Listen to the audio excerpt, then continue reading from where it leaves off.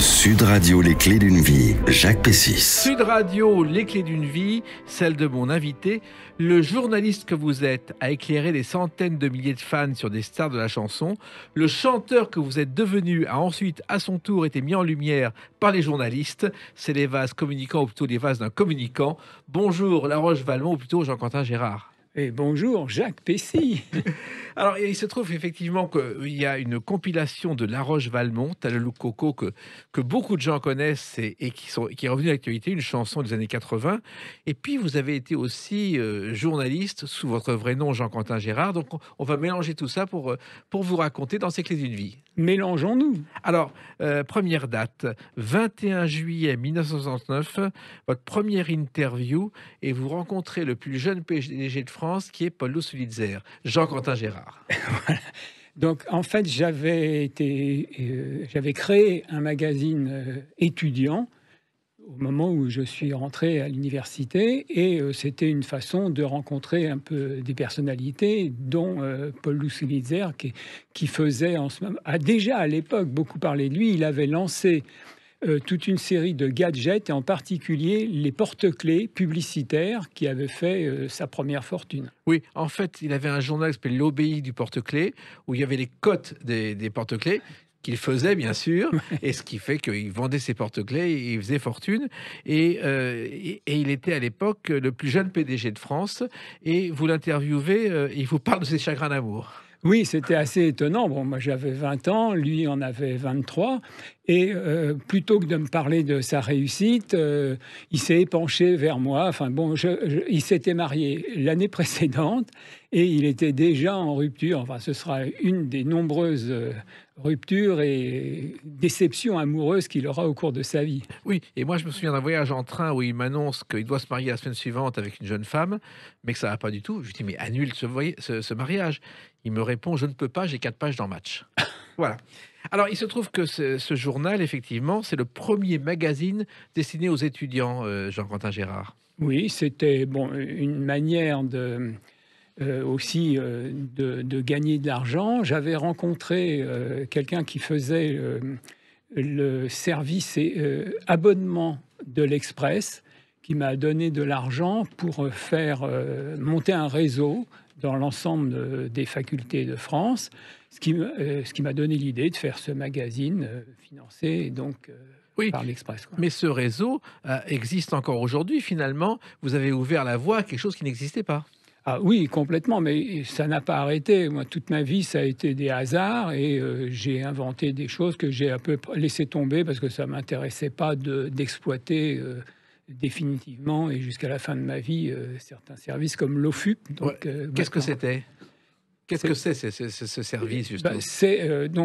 On proposait aux étudiants de s'abonner à prix très réduit. Les éditeurs se disaient que quelqu'un qui avait à 18 ans lu un magazine ou un quotidien allait ensuite devenir un annonceur ou un lecteur à vie, et c'est ce qui a été le cas, quoi. Et ça existe encore aujourd'hui, oui, grâce à vous. Bah oui, il faut quand même le préciser. Alors, votre vrai nom, c'est Jean-Quentin Gérard, et La Roche-Valmont, votre pseudonyme, c'est le domaine familial près de Bourg-en-Bresse. Voilà. Et je crois que vous êtes né à Bourg-en-Bresse. Voilà, c'est ça. Bon, c'est juste par hasard que j'ai trouvé ce nom-là. D'ailleurs, longtemps avant de chanter, c'était au moment où j'avais édité les prophéties de Nostradamus, qui avait défrayé aussi la chronique pour des raisons diverses, soi-disant que Nostradamus avait prédit beaucoup d'événements dans les années 80, et en particulier la victoire de François Mitterrand, l'attentat contre Jean-Paul II. Et donc, je crois que vous, à l'inverse de votre grand-père et de votre père, vous n'avez pas construit des immeubles, mais une carrière. J'ai pas vraiment essayé de construire une carrière. J'ai essayé de m'amuser au jour le jour, de faire tout ce que j'avais envie de faire, et parfois ça devenait un petit peu plus sérieux, comme par exemple l'édition, où on peut considérer qu'il y a eu une certaine carrière. Mais enfin, on va en parler. Alors, il se trouve que vous êtes amusé dès le début, parce que au départ, ça a été la pension, le collège Mont-Roland à Dole. Alors c'était un centre pédagogique expérimental des jésuites. Ils avaient inventé une certaine formule. On travaillait, on étudiait le matin et l'après-midi, on avait des activités artistiques ou artisanales. Alors bien entendu, moi j'avais choisi plutôt la musique. Il y avait dans ce collège qui était un peu le recueil de l'ensemble des cancres de différentes régions de France qui avaient été renvoyés des établissements de leur ville. Il y avait en particulier Cookie Dingler qui venait de Strasbourg. Lui avait choisi le théâtre et moi j'étais donc en musique, atelier musique avec Hubert Félix Stéphane. Voilà. Alors, Cookie Dingler, justement, il s'appelait à l'époque Christian Dingler. Oui. Il voulait être prof de tennis. Et puis, un jour, une voisine a écrit un texte en 1 heure. Il l'a mis en musique et ça donnait ça. Ne la laisse pas tomber, elle est si fragile, être une femme libérée. Tu sais, c'est pas si facile, ne la laisse pas tomber. Alors, il se trouve que cette chanson, il la chante encore aujourd'hui. C'est la chanson de sa vie, un peu comme Patrick Hernandez. Eh bien, oui, ou t'as le loup coco Ouais, pour moi. ouais. Et ce qui est assez étonnant, c'est que donc je l'ai croisé dans les années 60. Et ensuite, je l'ai retrouvé en avril 1984, précisément le mois où il a sorti Femme libérée. Et moi, j'ai sorti T'as le loup coco, par le plus grand des hasards. Et ensuite, on s'est retrouvés sur la tournée Star 80, qui est la tournée des chanteurs, des One Hit Wonder, qui ont fait, comme Patrick Hernandez ou Cookie Dingler, un seul tube, mais qui est resté dans les mémoires au fil des décennies. Oui, et il se trouve aussi que ce garçon n'était pas un bon élève comme vous, mais c'est vrai que dans ce collège, il y a le taux de réussite au bac à 93%, alors que la moyenne nationale est 87%. Ah bon? Oui. Bon, bah, comme quoi on pouvait être expérimental et en même temps performant. Et Femme libérée, d'ailleurs, c'était la chanson, une chanson en avance sur son temps. On ne parlait pas de femme libérée à l'époque. Non, C'était non. pas le féminisme. Non, il y avait un bon esprit. D'ailleurs, il a eu le prix de l'Académie Charles Cros pour le bon esprit de ses chansons. Ceci étant, on l'appelait déjà Cookie Dingler. C'était son surnom, hein, vraiment. Et à l'époque, dans la cour de récréation, vous chantiez déjà avec Hubert Félix Stéphane. Alors, c'était un peu la rivalité. On essayait d'animer comme on pouvait et puis aussi de plaire aux copains et aux copines. Alors, lui, Cookie Dingler, il était plutôt piano, donc il s'enfermait dans une salle de répétition. On l'entendait, mais c'était un grand pour Hubert Félix Stéphane et moi. S'il avait 2 ans de plus, ça aurait été déjà en première pendant que nous étions en seconde. Et il était plutôt avec un répertoire américain, tandis que nous étions très français, Hugo Frey en particulier. Oui, que vous aviez vu, qui vous avait fasciné. Alors, Hugo Frey, c'est vraiment quelqu'un qui m'a fasciné et qui me fascine encore.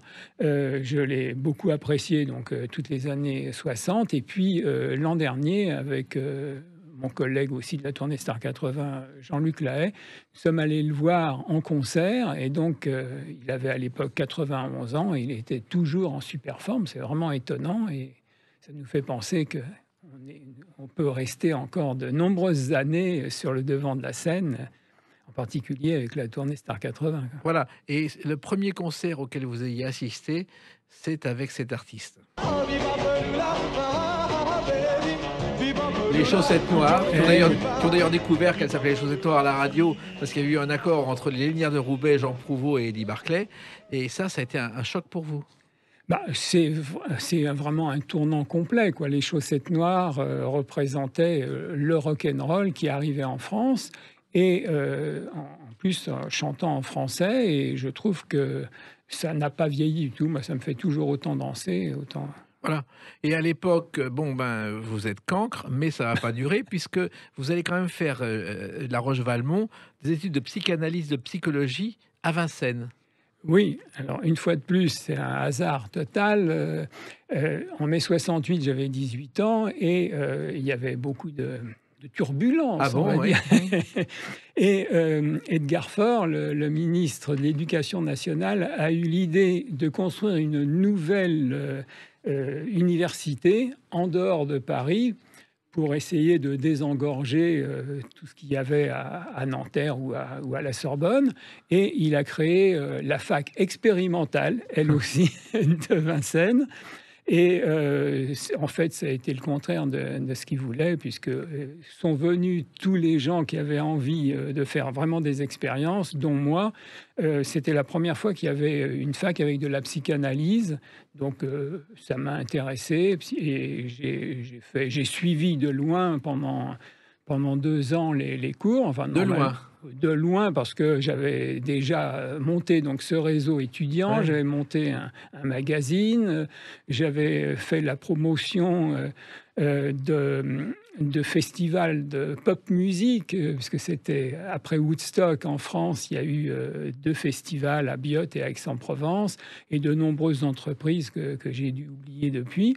Mais je suivais, moi j'étais fasciné par les cours de Jacques Lacan.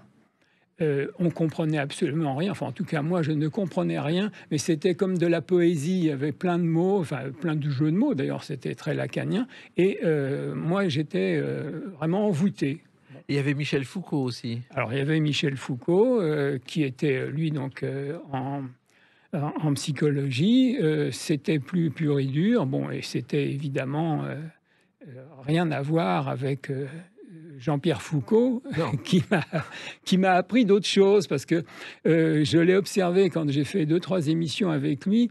Je comprenais, enfin bon, je ne sais pas, peut-être que je me trompe, mais je m'avance. Je pense qu'il ne devait pas vraiment étudier réellement les dossiers, comme vous le faites. Et il posait 2-3 questions à mon entourage, et tout ce qu'on lui avait dit, il le ressortait à l'antenne au micro 10 minutes après. Oui, c'est assez courant aujourd'hui. Mais Michel Foucault, on a oublié une chose, c'est qu'en 69, il bâtit une théorie sur les concepts d'effacement de l'auteur d'une œuvre. Et finalement, il a inventé, 40 ans avant, le loft avec la parole libre. Et c'est exactement le Love Story, ça découle des théories de Michel Foucault. C'est quand même assez étonnant. Alors, ça ne m'étonne pas. D'autre part, lui, il est très connu pour plein de théories sur l'enfermement. Et le loft, c'était ça, sur les prisons. Donc, on peut faire un parallèle aussi. Voilà. Alors, nous, on va s'ouvrir à d'autres sujets avec une autre date, le 4 mai 1974. À tout de suite sur Sud Radio avec La Roche-Valmont ou Jean-Quentin Gérard. Sud Radio, les clés d'une vie, Jacques Pessis. Sud Radio, les clés d'une vie, celle de mon invité La Roche-Valmont. L'intégrale de vos chansons paraît chez Marianne Mélodie, Talou Coco en particulier, et les versions dérivées, on en parlera tout à l'heure. Mais là, on revient au 4 mai 74, et c'est une télévision particulièrement importante pour vous.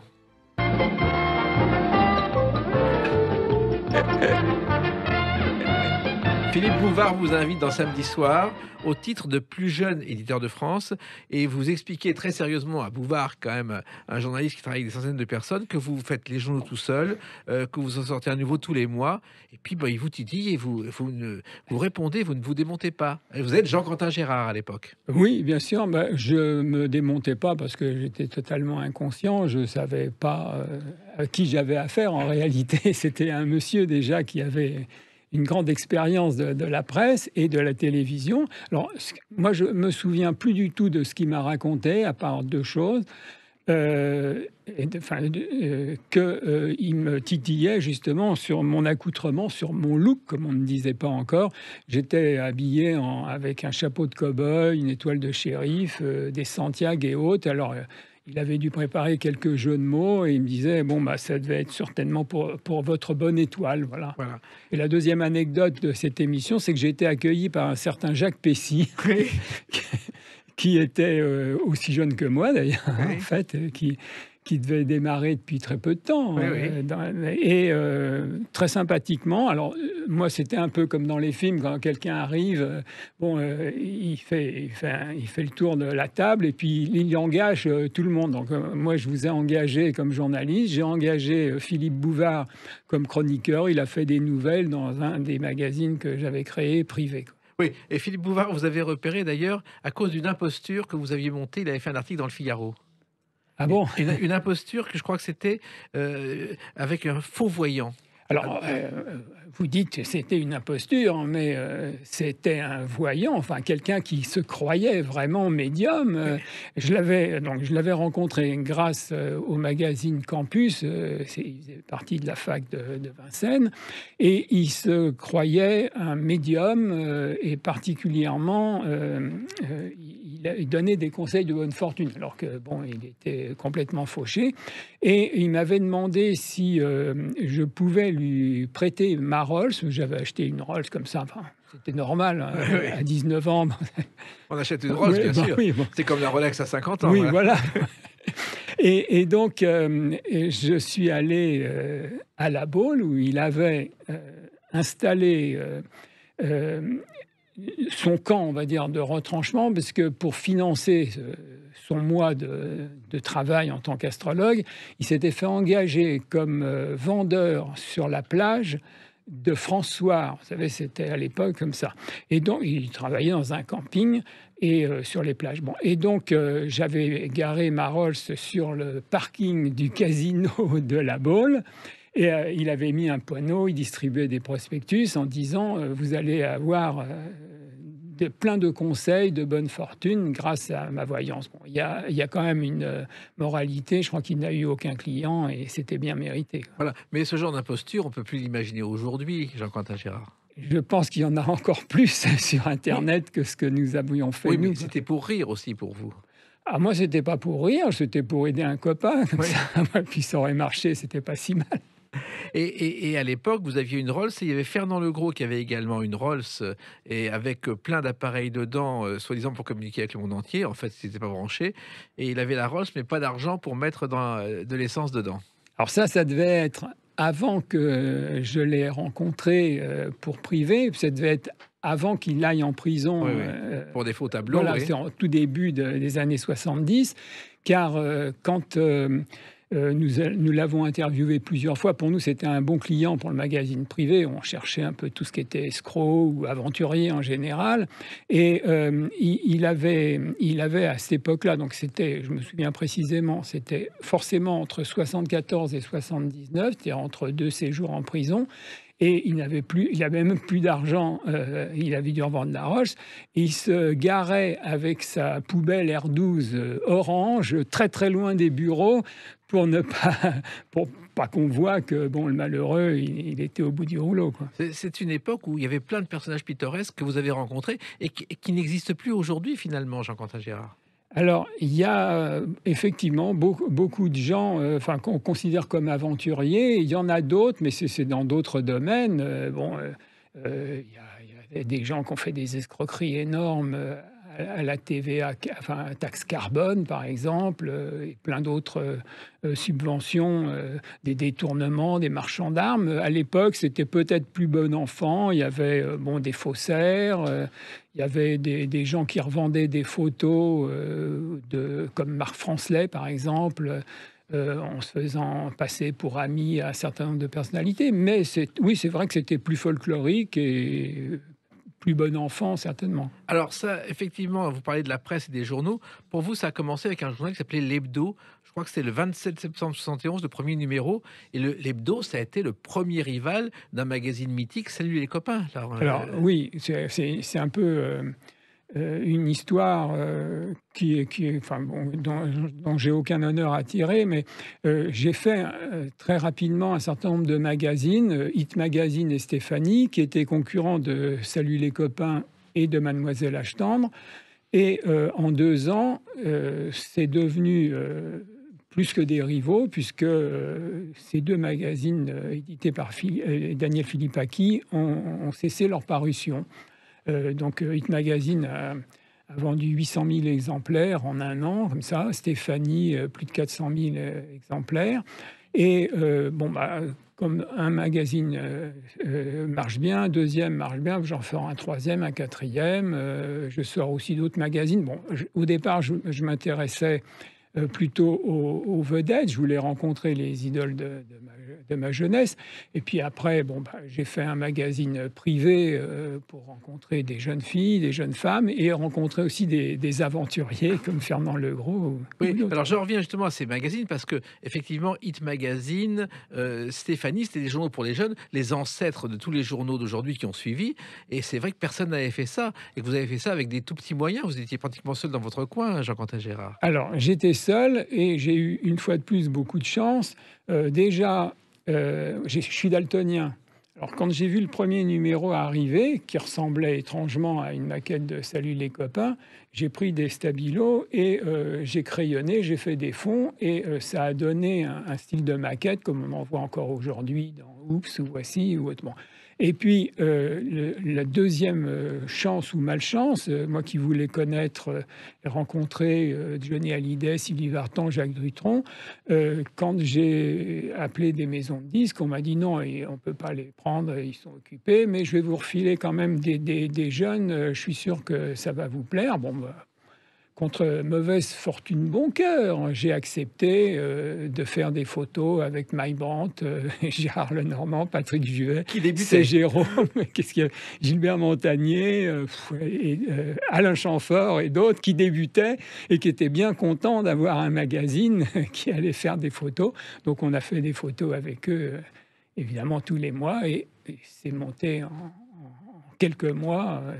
Les minettes se ruaient sur les magazines. Et comme elles se ruaient sur les chanteurs eux-mêmes. Voilà. Et le premier record des ventes, c'était Christian Delagrange, je crois, qui a fêté ses 50 ans de carrière l'autre jour à l'Alhambra, qui nous écoute régulièrement et qui continue sa carrière.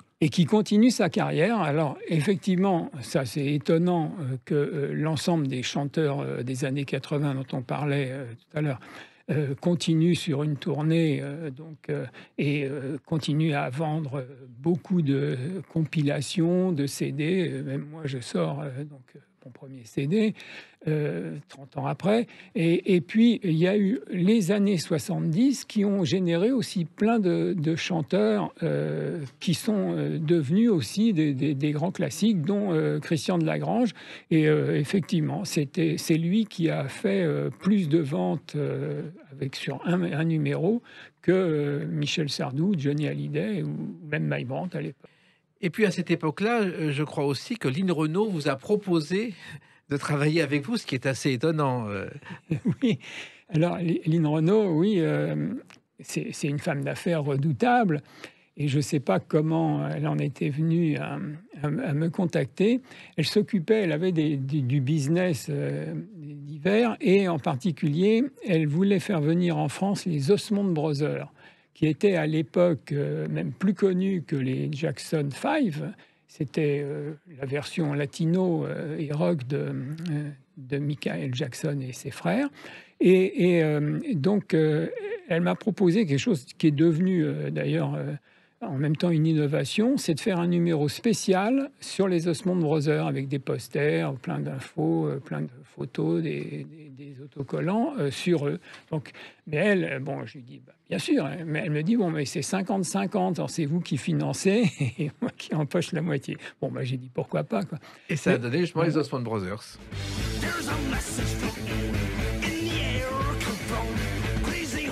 Et là encore, vous avez innové, Jean-Quentin Gérard. Et les posters, il faut savoir qu'avant vous, les posters, c'était uniquement avec des tableaux, des reproductions de photos. Et vous savez créer les posters pour les jeunes qu'on trouve dans tous les journaux aujourd'hui. Voilà, alors, moi, il me semblait que c'était évident qu'on mettait dans sa chambre des photos, normalement, donc un petit format, et qu'il fallait faire comme des affiches, quoi. Alors, j'en ai mis tout de suite dans tous les magazines que j'ai créés, mais j'ai surtout repris l'idée de Paul Loussoulitzer, qui avait inventé aussi de l'import-export de gadgets pour PIF.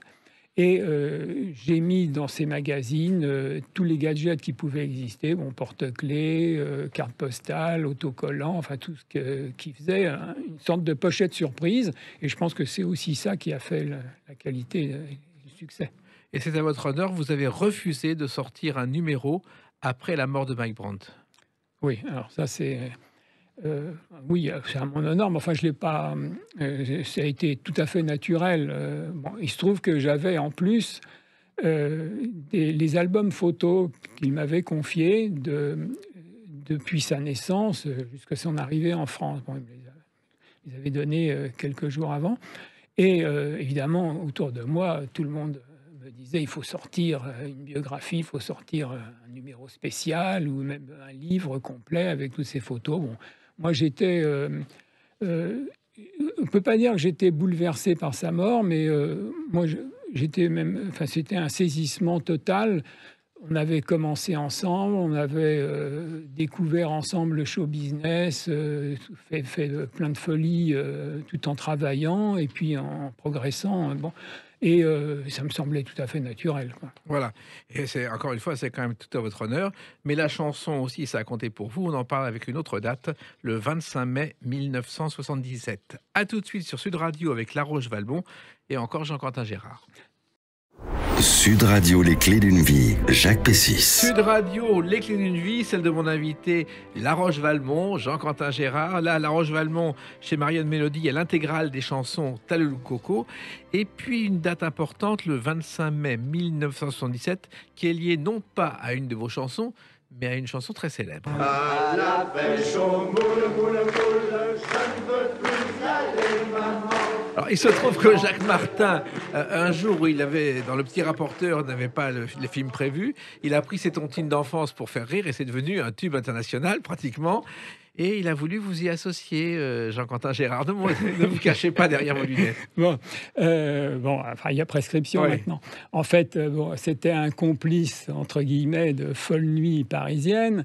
Et il avait eu l'idée fumeuse de déposer la musique, donc qui était dans le domaine public, de La Pêche aux moules dans différents arrangements, puisque tous les samedis soirs, dans les bals, on reprenait en disco, en musette, en java, enfin bon, en slow, la chanson. Et il se dit comme ça, on va pouvoir toucher des droits. Donc, il ne voulait pas le faire lui-même, il me dit, inscris-toi à la SACEM. Donc c'est en fait, je pense, la date de mon inscription à la SACEM. Oui. Et j'ai fait ce que mon pote me disait, mais évidemment, la SACEM n'a jamais réglé. Évidemment. Là, on était dans l'arnaque ou l'escroquerie. À cette époque-là, vous sortez beaucoup et vous recevez beaucoup parce que vous avez acheté un hôtel particulier de 17 chambres, qui est un ancien studio photo. Là, c'est Jean-Quentin Gérard. Oui, c'était une idée qui m'était venue suite à ce que m'avait expliqué Eddie Barclay. Je l'avais invité un jour à une de mes fêtes, au tout début, en 1972, et il m'a dit non, je ne viendrai pas. Puis avec son ton un peu paternaliste, il devait avoir 20 ou 30 ans de plus que moi, Jean-Quentin, je vais vous expliquer, en fait, pour être le roi de Paris, il ne faut pas aller aux fêtes des autres, il faut les organiser chez soi. Alors bon... Effectivement, j'ai essayé de faire pareil. Il faut dire que chez lui, en tout cas à Paris, c'était très, très tiriste. Il y avait un billard, il y avait des copains. Des photos partout. Oui, mais enfin, oui, c'est ça, des photos de lui partout. Et puis un décor un peu déçu. Alors moi, j'ai essayé de transcrire ça différemment, un peu en pensant au manoir Playboy d'Effner. Et donc, dans cet hôtel particulier, je me suis installé. J'ai installé... la moitié des bureaux, et en particulier pour privé, on faisait la fête. J'invitais des gens à venir habiter ou à venir tout simplement. Alors, oui, je me souviens. Donc, il y avait un grand salon avec des flippers, il y avait des jukebox. Et je me souviens un jour où je suis allé chez vous, j'ai croisé Vince Taylor, totalement à la dérive. Oui, enfin, là, si vous l'avez vu, c'est qu'il était moins à la dérive que certains autres jours où il restait cloîtré dans sa chambre. Oui, bon, c'était l'une des idoles de ma jeunesse. Et donc, toujours dans mon parcours d'essayer de retrouver tous les gens que j'avais aimés, je les retrouvais en train de chanter dans une pizzeria où il faisait la plonge et il chantait. Alors, il n'avait plus d'instrument. Il avait 2 fourchettes et une cuillère. Et il faisait des sortes de maracas. Donc, je l'ai invité chez moi. Et je l'ai habillé. Je me suis acheté une Ford Thunderbird 55 pour être dans le genre de décor avec les flippers et autres. Et il se prenait pour un autre. Donc, il se prenait pour le frère jumeau d'Elvis Presley, qui était mort, enfin, qui a vraiment existé, et en même temps pour capitaine de l'aviation. Donc, il fallait l'appeler comme ça. Je pense que le jour où vous l'avez vu, il avait une casquette de Exactement. capitaine. Voilà. Et il se trouve que Vince Taylor, on l'oublie, quand il y a eu ce gala au Palais des Sports mythique où on a cassé soi-disant les fauteuils alors qu'il n'y avait pas de fauteuil mais des barrières, où Johnny a débuté, Vince Taylor est passé en première partie, les jeunes étaient déchaînés, et ce gala mythique, en fait, c'était un gala de promotion pour les rock and roll, pour le rock and roll, par l'attaché de presse de la maison de disques, Claude Wolff, qui est devenu plus tard le mari de Petula Clark. Et Vince Taylor était là au sommet de sa gloire. Vous aviez aussi Billy Bridge, qu'on a un peu oublié, alors que tout le monde aujourd'hui danse le Madison qu'il a créé. Exactement. Et ça, alors, faisons pas de psychanalyse, mais j'ai toujours été touché par les One Hit Wonder, et j'en suis un, moi. Il y avait Billy Bridge à l'époque, m'avait impressionné. Il était, alors lui, avec un smoking blanc. Il avait 16 ans quand il a lancé le Madison, tandis que Vince Taylor, lui, était habillé totalement en noir. Et c'était la même année, lui, c'était le rock, quoi. Et à l'époque, le Madison, on n'imaginait pas qu'aujourd'hui, on le danserait dans les balles ou un peu partout. Et oui, c'est resté, et c'est même aussi un peu une danse, c'est le même genre que la country. On essaye de faire un M en faisant des pas et en suivant. Oui, oui, mais en fait, c'est sympathique. Et parmi vos employés, il y avait un certain Richard Kolinka aussi. Oui, il était chauffeur-livreur, donc, et il avait donc une camionnette qui servira d'ailleurs plus tard au début du groupe Téléphone, puisque un groupe, c'est des musiciens, un manager et une camionnette où on met le matériel. C'est comme ça sur tous les groupes. Et donc lui est devenu le batteur de Téléphone, et en attendant, il tapait toujours sur tout ce qu'il avait avec 2 crayons et autres. Et comme c'était le fiancé de ma sœur, j'étais allé chez lui plusieurs fois. Alors, ses parents l'enfermaient, mais ne convoquaient pas la DAS, c'était uniquement pour des raisons sonores, dans un placard à balai. Et il tapait alors, sur un baril d'Ariel, c'était cylindrique. Alors, il devait imaginer que c'était ça, que c'était une batterie. Enfin, ça a été sa première batterie. Et ensuite, le groupe Téléphone répétait un peu chez vous Oui, bah oui, il n'y a pas eu que, mais effectivement, donc c'était le seul endroit donc où il y avait en permanence. D'ailleurs, il y avait une sono que je laissais là, comme ça, soit pour les soirées, soit pour les amis qui répétaient, pour Vince Taylor, pour Billy Bridge. Voilà. Et tout ça en travaillant énormément parce que vous aviez beaucoup de journaux à l'époque. Oui, enfin, donc je ne sais pas si je donnais l'impression de travailler beaucoup, mais il y avait beaucoup d'employés quand même autour, beaucoup de collaborateurs. Mais effectivement, il y avait une hyperactivité de ma part, mais il y avait beaucoup de magazines. Or, pareil, tout ce qui me passionnait devenait un magazine. Ça marchait ou ça marchait pas. Il y avait jamais de marketing, quoi. C'était selon mon bon vouloir, et il y a eu certains qui n'ont pas vraiment vécu longtemps, comme Skateboard Magazine. Il y a eu une passion quelques instants, quelques mois, et puis c'est retombé, quoi. D'ailleurs, Skateboard Magazine, ça a donné un film qui a été fait par Michael Schock, que vous avez connu aussi dans vos jeunes années. Alors, lui, il faisait partie des gens qui n'avaient plus trouvé d'établissement scolaire dans leur région. Il était, je crois, de Paris, et qui avait donc abouti à ce collège expérimental de jésuites à Dole. Alors, vous avez tout à l'heure parlé de Privé. Privé, ça a été un journal qui a été un événement que vous avez créé et qui a touché beaucoup de lecteurs, Jean-Quentin Gérard. Alors, beaucoup de lecteurs, oui. Oui. Ça a été le premier à avoir des photos qu'on dirait explicites maintenant. Et à l'époque, ça paraissait absolument normal, puisque c'était 1973, l'année de la libéralisation de tout ce qui pouvait être considéré comme pornographique. Il y a eu Emmanuel, plein de livres qui sont ressortis comme Histoire d'eau. Et donc, ce que je voulais, c'était rencontrer beaucoup de personnages, comme on le disait, rencontrer beaucoup de jeunes filles qui posaient déshabillées, parce qu'il faisait très chaud à cette époque.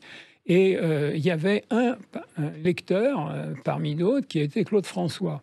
Parce que j'avais fini par faire un certain nombre de photos avec lui, Hit Magazine ou Stéphanie et d'autres magazines.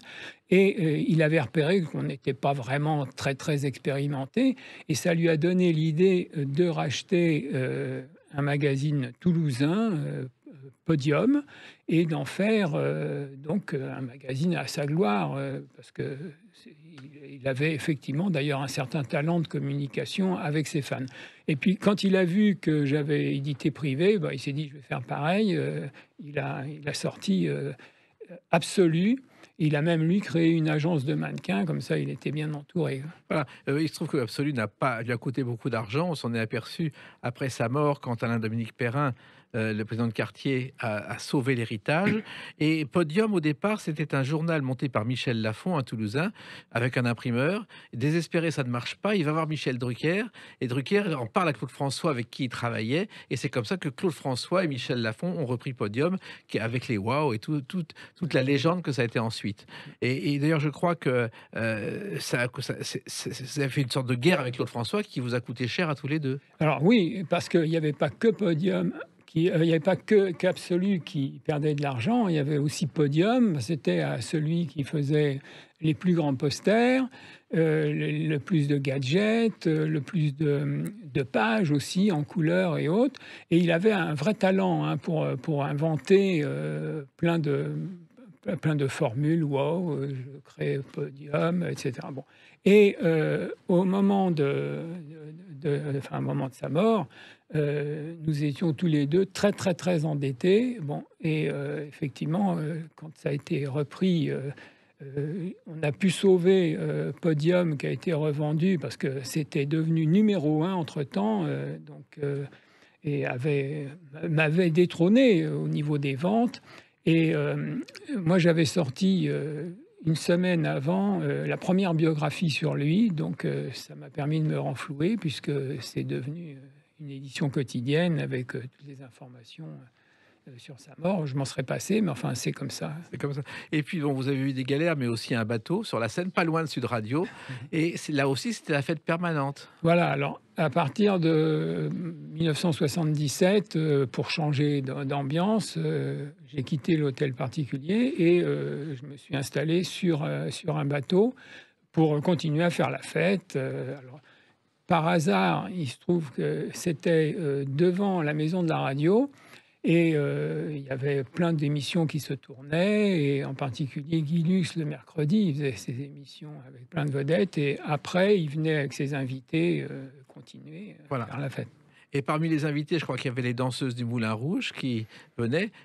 C'était pas désagréable. Oui, alors ça, c'était un peu stratégique. C'est que les danseuses, d'ailleurs, de toutes les salles de spectacle comme Crazy Horse aussi, à partir de minuit, ce qu'il faut savoir, c'est à part être plus ou moins harcelées par des milliardaires, elles ne savent pas où aller s'amuser. Elles préfèrent ne pas aller dans des discothèques où on les repérerait. Bon.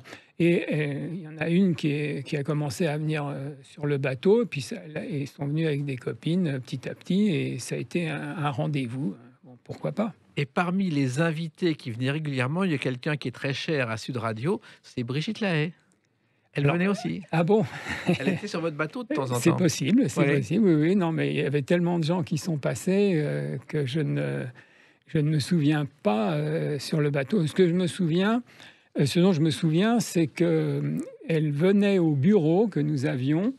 Elle est venue plusieurs fois et elle était toujours avec son chien. Je crois que c'était une dog, non? C'est ça, hein, voilà, oui. Mais il y avait beaucoup de gens. Moi, j'ai revu des photos après. J'étais étonné. Il y a par exemple Alain Souchon, qui n'était pas du tout connu, qui était au coin d'une photo. Enfin, bon, mais avec plaisir. C'était, je me souviens, quelqu'un de fort sympathique. Ça faisait partie, depuis 1973, de un peu la libéralisation de l'ensemble des médias, et tant mieux, ça a donné une grande bouffée d'air qui a un petit peu disparu aujourd'hui. Ce qui n'a pas disparu, c'est votre répertoire. On en parle avec une autre date, le 10 juillet 2021. À tout de suite sur Sud Radio, non plus avec Jean-Quentin Gérard, mais avec La Roche-Valmont.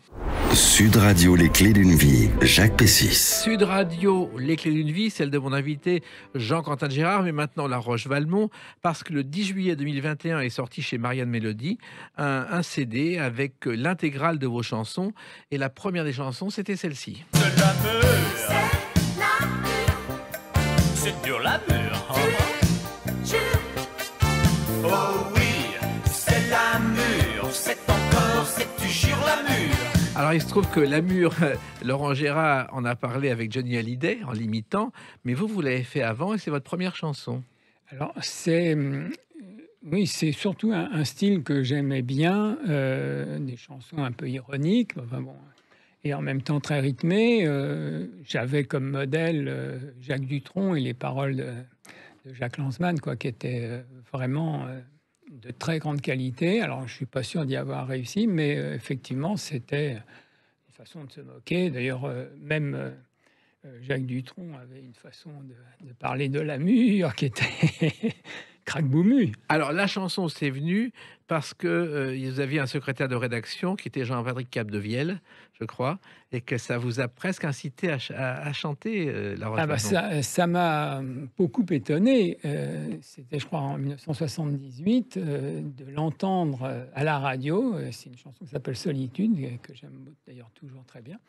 Et puis, c'est annoncé Jean-Patrick Capdevielle, qui avait travaillé dans un de mes magazines. Comme secrétaire de rédaction. Voilà, comme secrétaire de rédaction. En fait, c'était même le seul journaliste professionnel, puisqu'on débutait. On avait 20-21 ans. Lui avait 4 ans de plus que moi. Et on avait quand même essayé d'avoir un journaliste qui avait travaillé vaguement à Salut les copains. Donc c'est comme ça que je l'avais engagé. Et puis la même année, j'ai entendu Hubert Félix Thieffen, qui sortait son premier album, qui passait aussi à la radio. C'était la fille du coupeur de joint, je crois. Tiens, bon, les warnings s'allument aussi. Et il y avait surtout Téléphone à l'époque là, qui cartonnait, qui sortait un album avec tube sur tube, on va dire. Donc ça m'a donné l'idée que je pouvais ne pas avoir abandonné complètement ma première passion de jeunesse. Mais ça a mis du temps à venir, puisque j'ai commencé à chanter La Mûre enregistrée en 83. Voilà, et ça a marché tout de suite. C'est-à-dire que vous avez été un des pionniers du top 50, La Roche-Valmont. Alors, j'ai même été dans le premier top 50, puisque l'année suivante, La Mûre, toujours La Mûre, j'ai sorti T'as le loup coco, donc en mars 1984, en avril 1984, avec Femme libérée, et le 4 novembre 1984 arrive le premier top 50. Alors c'est une grande révolution parce que pour la première fois en France, on a un classement des vraies ventes de 45 tours et on s'aperçoit que Peter Sloan, Cookie Dingler, Jeanne Masse, Jean-Pierre Madère et La Roche-Valmont sont très très loin devant, sont dans les 10 premiers du classement. Et puis en bas de tableau, il y a Michel Sardou, Johnny Hallyday, Julien Clerc, mettons David Bowie en plus carrément. Et donc ça a été un électrochoc. Il faut dire que l'ensemble du métier a réagi et Johnny Hallyday, dès l'année suivante, a enregistré un album avec Michel Berger qui l'a remis à sa place de numéro 1.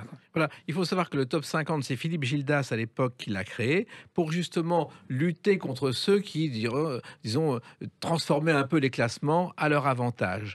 Alors, ça a été votre premier record, il y en a eu d'autres. Il y a des records en dehors de la chanson que vous avez battu avec votre copain Coluche, La Roche-Valmont. Ça, c'est complètement lui. Comme Jacques Martin, il avait des idées fumeuses qui relevaient un peu du gag, en même temps qui pouvaient devenir très sérieux. Alors, lui, il avait remarqué qu'il y avait des records du monde de moto qui pouvaient être facilement battus, mais qui n'avaient pas été tentés depuis 20 ou 30 ans. Et en particulier, il y avait départ, c'était le kilomètre arrêté, je crois. Et donc, il s'y est mis. Et comme j'avais un magazine de passionnés, même de fada, de moto et d'auto, et tout ce qui était exceptionnel, nous l'avons suivi. Et donc, donc c'était en Italie, et il a battu ce record. Il devait en battre d'autres, mais c'était en 85, et donc l'année suivante, il a eu cet accident qui ne lui a pas permis de le faire. Voilà. Il a battu ce record, il l'a établi à 252,087 km/h. C'est quand même pas mal. Et Coluche, vous l'aviez bien connu parce que finalement, cette campagne présidentielle qui est devenue mythique, ben, vous avez publié ces arguments. Alors voilà, c'est-à-dire que, comme toujours, moi, tout ce qui était dans l'air du temps m'intéressait. J'essayais de le transformer en édition. Et en 1980, j'ai eu l'idée d'éditer un livre de son programme politique, entre guillemets, et à la manière d'un livre que Giscard d'Estaing avait fait, c'était, je crois, La démocratie française ou un autre. C'est ça, oui. Il y avait un chapitre sur la politique étrangère, donc c'était avec l'ensemble des pensées, entre guillemets, de Coluche sur le thème, et ça faisait un chapitre qui donnait le programme. Alors c'était quoi la France est coupée en deux, elle va se plier en quatre avec moi, je crois que c'était ça, l'un de ses slogans. Ouais. Ouais, c'était quand même très risqué, ça a déclenché des haines qu'on ne pouvait pas imaginer.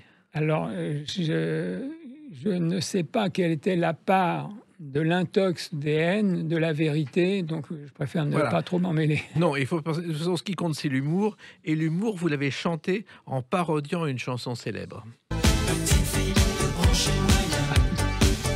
Et si t'avais les moyens, moi je la brancherais bien. Pour elle, tout va bien. Petite fille de brancher moyen. On est en pleine période disco.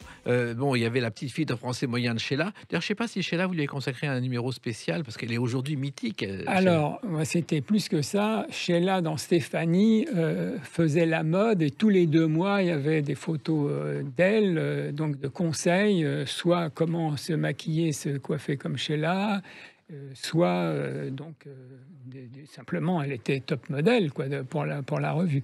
Des numéros spéciaux, oui, il y en a eu un, évidemment, pour son mariage. Oui. Avec Ringo Willy Cat, c'était l'événement. Mais c'était les numéros spéciaux, c'était surtout sur les garçons, puisque c'était les jeunes filles qui achetaient les magazines. Voilà. Alors, vous avez continué à en faire. Je crois que l'un des derniers que vous avez fait, c'est sur Johnny, après sa mort, avec des mots croisés. Là, c'est Jean-Quentin Gérard. Je crois que c'est d'ailleurs le dernier... Oui, c'est le dernier numéro, enfin, c'est le dernier magazine que j'ai fait, et c'est l'un des plus grands bides de ma carrière. Ça n'a absolument pas marché. C'était une bonne idée au départ. Je me disais... faire des jeux, des quiz autour de Johnny Hallyday. Alors, mais après coup, on m'a expliqué que, a priori, le public de Johnny Hallyday était pas trop versé sur les mots croisés, les mots fléchés, et que c'était un petit peu trop intellectuel, entre guillemets, pour eux. À chaque fois, vous avez inventé. Et effectivement, cette chanson dont on a parlé, qu'on va écouter, là aussi, ça a été un événement. Pas de doute, Coco, a le look qui te colle à la peau. Look amoureux fauché, je t'aime. Alors là aussi, t'as le look Coco. C'est né, je crois, grâce à Guy Lux, finalement. Oui, car j'ai pas inventé grand-chose. Au passage, les paroles, c'est un peu démodé, parce que je t'aime en PCV, oui. C'est quelque chose qu'on ne sait même plus ce que ça veut dire. Mais alors, oui, Guy Lux me disait toujours, t'as le look Coco. Bon, à l'époque, j'étais habillé donc, genre cow-boy. Et donc, on peut lui donner la paternité du titre. Bah, bon, moi, j'ai quand même mis la phrase suivante, Coco, t'as le look. Peut-être que c'est ça qui a fait le succès. Mais alors, après le succès, quand c'est devenu un tube, Guy Lux m'a dit, écoute, Coco, j'ai une idée pour le follow-up, comme on disait, la chanson suivante. Il faut faire comme Antoine, qui avait fait les contre-équilibrations. Tu vas faire t'as plus le look Coco. Alors, bon, moi, ça ne m'a pas vraiment plu. J'ai fait une autre chanson, Ton signe à toi, c'est quoi, qui a marché d'ailleurs un peu, mais beaucoup moins que T'as le look Coco. Bon, on l'écoute. Ton signe à toi, c'est quoi? Oui, toi, ton signe, c'est quoi? Ton signe. Alors, cette chanson, elle a une particularité, c'est que c'est le langage des textos avant la lettre. Oui, alors c'est vrai, c'est pareil, c'est 20 ans après qu'on s'en est aperçu. C'est écrit tout en phonétique, quoi. C'est quoi? C'est un C, quoi. C'est pas C apostrophe ST, quoi. Et donc, c'était... Alors, Laguilux m'avait prévenu, il m'avait dit, les chansons sur les horoscopes, ça marche jamais. Bon, bah, ça a un peu fait mentir, mais j'avais surtout repris alors une idée de Claude François qui m'avait confié que lui, il avait une méthode. Dès que quelqu'un avait écrit un tube, il lui demandait de composer une chanson pour lui. C'est ce qu'il avait fait d'ailleurs avec Patrick Juvet pour Le Lundi au Soleil. Et donc moi, tout comme d'ailleurs pour T'as le loup Coco, pour Ton signe à toi c'est quoi, j'ai demandé aux Gibson Brothers, qui était numéro 1 des hits des clubs, de composer la chanson. Et c'était pour avoir vraiment la couleur du temps. Tout comme donc pour T'as le loup Coco, j'avais demandé à Richard Sanderson s'il voulait bien écrire la musique. Oui, car il sortait de la boue, mais ça a été Voilà. un tabac. Et T'as le loup Coco, ça a été un immense succès. Ça a été le succès de votre vie, La Roche Alors Valmont. malheureusement, ça a été le succès, le seul vrai succès de ma vie, le seul disque d'or. Est-ce que je dois m'en plaindre? Ben, j'aurais préféré devenir un chanteur comme Marc Lavoine, qui avait débuté en même temps que moi, qui fait une carrière réelle. Mais ce qui est sûr, c'est que si je n'en ai pas fait une moi-même, la chanson en a fait une à elle toute seule. Ça a été repris par la publicité, d'ailleurs, dès l'année suivante. Et même en Chine. Alors, ça a été repris aussi dans différents pays, et en Chine, et puis surtout au Vietnam, où je me suis aperçu il y a simplement 2 ans, cette chanson est devenue un hymne traditionnel de Nouvel An, et qui a été repris 311 fois, et chaque année, il y a de nouvelles productions, de nouveaux enregistrements, un peu comme Petit Papa Noël, Tino Rossi chez nous, quoi. Et évidemment, ils avaient oublié de déclarer que cette chanson, et j'en étais l'auteur, et puis il y avait Un détail, quoi. voilà. Alors, on a fait depuis une action juridique, on a été rétabli dans nos droits. Mais c'est sympathique, puisque donc Ouzon Nue Thuong est un hymne vietnamien. Et parmi les versions de T'as le loup Coco, il y a aussi celle-ci. Look cocoréen, rasé sur les técos. Look coco chinois, avec Soviet un col suprême. Mao. Un groupe comme ça qui a repris cette chanson. Alors, c'est pas un groupe comme ça. Dans tous les grandes folies de gens que j'ai rencontrés, il y a donc John Lennon et Sylvester Staline qui ont créé le groupe Soviet suprême, qui croient qu'ils sont encore au temps de l'Union soviétique, et fait un spectacle et enregistre des disques, donc comme si Poutine était encore le président de l'URSS. Et évidemment, ils ont enregistré une version de T'as le loup Coco. Alors j'ai évidemment participé. Je me suis intitulé Umberto Trotsky pour continuer dans leur délire. On a fait un clip avec 23 changements de costume, et c'est effectivement une des versions de cet album. Et parmi justement les versions qu'on trouve dans cette compilation de Marianne Mélodie, il y a aussi celle-ci.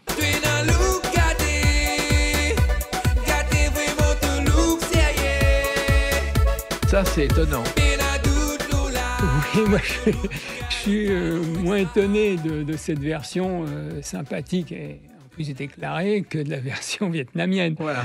Mais il y a aussi une autre version que j'aime bien, qui est Toi les loups Coco, qui est la version cubaine avec un rythme merengue et salsa. Mais effectivement, pour des raisons que j'ignore, c'est une mélodie qui est adaptable dans plein de rythmes différents. Et les rythmes différents, on les trouve justement dans ce CD de Marianne Mélodie, ce double CD, T'as le loup Coco de La Roche Valmont, que je vous recommande parce que c'est vraiment...